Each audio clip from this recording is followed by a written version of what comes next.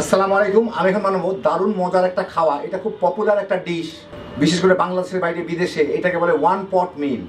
মানে খুব সহজে একটা পাত্রের মধ্যেই ঝটপট রান্না, অনেকটা বিরিয়ানির মতো। তো আমি রানবো ওয়ান পট চিকেন রাইস। এটা বিরিয়ানি না, কিন্তু বিরিয়ানির থেকেও খাইতে অনেক মজার। তো আসেন থেকে শুরু করা যাক। আমি এখানে 2টা কাঁচামরিচ, 5-6 টুকরা ছোট ছোট রসুন, আস্ত রসুন প্রায় 1 টেবিল চামচ হবে বাটলে, একটা ছোট লেবু আমি উপরের খোসাটা ফেলে কেটে নিছি। লেবু উপরে খোসাটা ফেলে দিতে হবে, ভিতরে শুধু ওই কোষগুলা নিতে হবে, বিচি থাকলে ফেলে দিতে হবে। 4টা শুকনা মরিচ, কিছু ধনিয়া পাতা, 3টা পেঁয়াজ, 1 চা চামচ জিরা, 1 চা চামচ আস্ত জিরা, 1 চা চামচ আস্ত রসুন। এইগুলাকে আমি একটু মোটা করে বেটে নেবো। একটু মিহি ব্লেন্ড করবো না, একটু মোটা করে ব্লেন্ড করবো কিংবা বেটে নিবো আর কি, মোটা দানা থাকবে।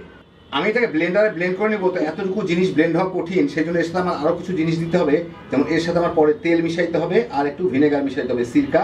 তা আমি এখানে এখনই এর মধ্যে প্রায় 3 টেবিল চামচ তেল দিয়ে দিচ্ছি, তাহলে ভলিউমটা একটু বাড়বে, আমার ব্লেন্ড করতে সুবিধা হবে।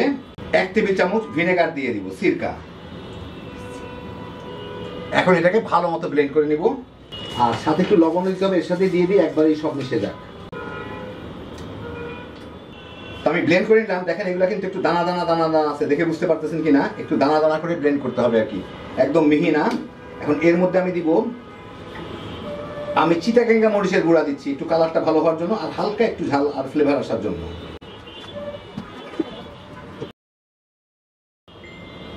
এখানে 1 কেজি মুরগির মাংস আছে, মুরগির মাংসগুলোকে আমি কেটে রাখছি, এইগুলাকে আমি এর সাথে দিয়ে মিলাই ম্যারিনেট করে রেখে দেবো এটাকে কমপক্ষে 1 ঘন্টা।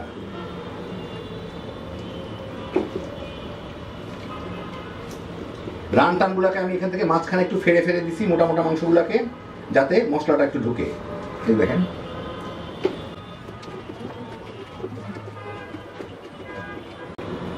ভালো মতো রেখে নিলাম।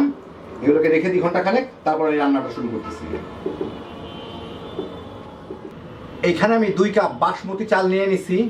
এই বাসমতি চালগুলোকে আমি ভালো মতো 2-3 বার ধুয়ে তারপরে পানি দিয়ে ভিজা রাখবো কমপক্ষে আধা ঘন্টা থেকে 40-45 মিনিট এটা কমপক্ষে ভিজা রাখতে হবে। আমি এখানে প্রায় 4 টেবিল চামচ বাটার নিচ্ছি। এটা বাটার কিংবা ঘি দিয়ে করলে সবচেয়ে ভালো হয়, তো কম দামে বাটারটা আমি নিলাম। এটাকে আমি একটু গলায় নিচ্ছি, তেল দিয়েও হয়, তেল দিলে হলে ফ্লেভার কম আসবে আর কি। বাটারটা গলে গেলেই সাথে সাথে আমি এই চিকেনগুলা, মুরগির পিসগুলাকে দিয়ে এগুলাকে আমি ভেজে নিব এর মধ্যে। তো মুরগির পিসটা ঢেলে দিব না, আমি এভাবে একটা একটা করে দিব, কারণ এই বাকি মশলাটুকু আমার পরে কাজে হবে, এটা যাতে পুড়ে না যায় আর কি। মুরগির পিসগুলাকে দিয়ে আমার একটু বাদামি করে ভেজে নিতে হবে। এটা সিদ্ধ হওয়ার দরকার নাই, কারণ এটা পরে রান্নায় সিদ্ধ হয়ে যাবে। একটু ভালো মতো একটু বাদামি করে ভাজা হয় আর কি, বাদামি দাগ লাগে আর কি। সেই জন্য আমি মিডিয়াম আর হাইয়ের মাঝামাঝি ভাজতেছি।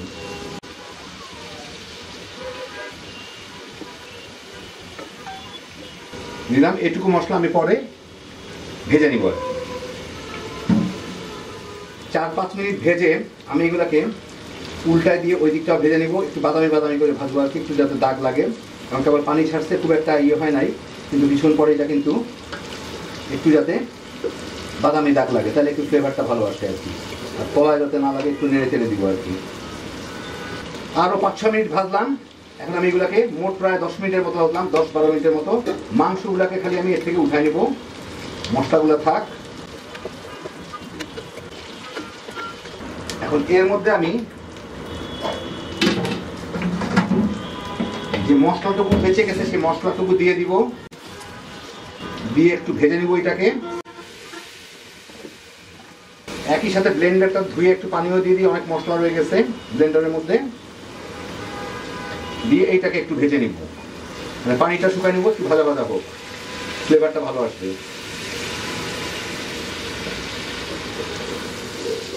3-4 মিনিটের মধ্যে পানিগুলো শুকায় মশলাটা একটু ভাজা ভাজা হইলে এখন আমি এর মধ্যে দিয়ে দিব পানি। আমি 2 কাপ চাল নিচ্ছি, আমি এখানে 4 কাপ পানি রাখছি, 4 কাপ পানি আমি দিয়ে দিব। যেইটায় মশলা বাড়ছিলাম আর মাংস ভেজেছিলাম সেটা ধুয়ে পানিটা দিয়ে দিলাম এর মধ্যে। স্বাদ মতো লবণ দিয়ে দিব, দিয়ে এইটাকে আমি একটু বলবে নিয়ে আসবো। চুলার জালটা একদম ফুল করে দিলাম। পানিটা ভালো মতো ফুটে উঠলে এর মধ্যে আমি দিব 1 চা চামচ গরম মশলার গুঁড়া, 1 চা চামচ জিরার গুঁড়া একটু মিশাই নিই। এখন আমি যে বাসমতি চালগুলা ভিজা রাখছিলাম দেখেন ফুলে কতখানি হয়েছে, বেশ লম্বা লম্বা হয়ে গেছে, প্রায় 40 মিনিটের মতো হয়েছে ভিজা রাখছি। এইগুলো এখন এর মধ্যে দিয়ে দিব, দিয়ে এটাকে জাল দিয়ে বলকে এনে পানিটুকু অর্ধেকের বেশি শুকায় নিব। মাঝে মাঝে একটু নেড়ে দিব যাতে তলায় লেগে না যায়। আমি কিন্তু চুলার জালটা হাইয়ে রাখছি, একটু পরে বড় আসলে মিডিয়াম আর হাইয়ের মাঝে মাঝে নিয়ে যাব। পানি একটু শুকায় চালগুলা দেখা গেলেও আমি মাঝে মাঝে একটু এইভাবে একটু নেড়ে দিব, কারণ যে দেখেন এখন শুধু শুধু চালগুলা দেখা যাচ্ছে, মানে চাল নিচে চলে যায়, এটাতে তলে লেগে না যায়। এই 2-3 মিনিটের মধ্যে পানিগুলো দেখেন শুকায় গেছে, খালি নিচ থেকে ছোট ছোট বুদবুদ দেখা যাচ্ছে। এই যে একটু ফাঁক করলে নিচে পানি দেখা যায়, প্রায় তাও নাই। যাই হোক, এখন চুলার জালটা আমি একটু কমায় দিয়ে এই মুরগির গুলাকে আমি এর মধ্যে দিয়ে দিব। তেল ঝোল যা আছে চুষে দিয়ে দিই।